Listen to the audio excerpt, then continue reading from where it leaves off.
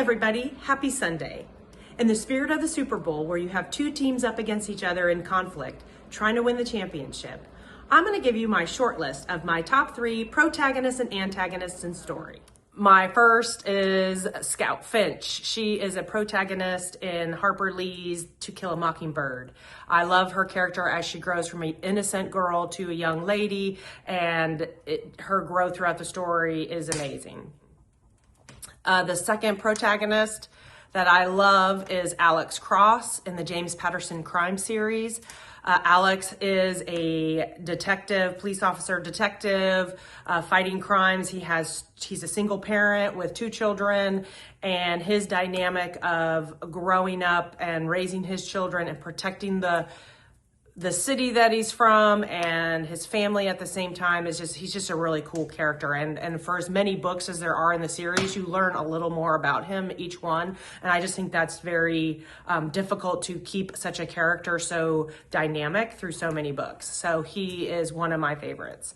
One of the characters I really thought was interesting was, I cannot say it right, but it's Kvothe. Kvothe is the protagonist in Patrick Rothfuss's In the Name of the Wind. This character is so dynamic, and you not only see the challenge that he's faced, but you see the book in 2 different perspectives, as one when he was young and as he's older. So it's so interesting to see that dynamic and that growth in that way. Patrick Rothfuss does such a great job developing that character. So he is one of my favorite. Now for antagonists, one of my favorite antagonists of all times is the White Witch from The Lion, the Witch, and the Wardrobe by C.S. Lewis. She's so savvy and just is very seductive to the young kids, and yet she is just evil to the core and just has nothing but nefarious intent.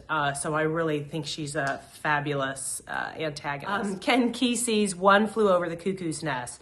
This is such a great antagonist because as a nurse, I was the nurse, but you always feel that they're nurturing and they're out to do all these good things for people and they have the best intentions.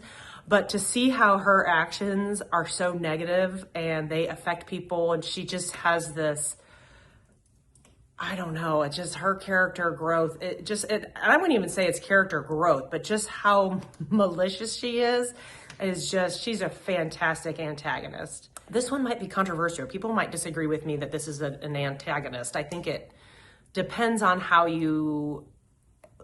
what perspective you are in the story. But Victor Frankenstein in Mary Shelley's Frankenstein or Prometheus or Modern Prometheus, I think that's the whole title. That character is so interesting because he creates this creature, so you could kind of see him as a protagonist because he is the main character, but then he just ignores his creation and is just, you're disgusting, don't get near me. He completely just throws him out to the world, and then the monster does all these murders and does all these terrible things because of it. So I feel that Victor is actually an antagonist because he is against the monster, and he just doesn't want to even hear his wishes or to fulfill his wishes so that he'll leave him alone.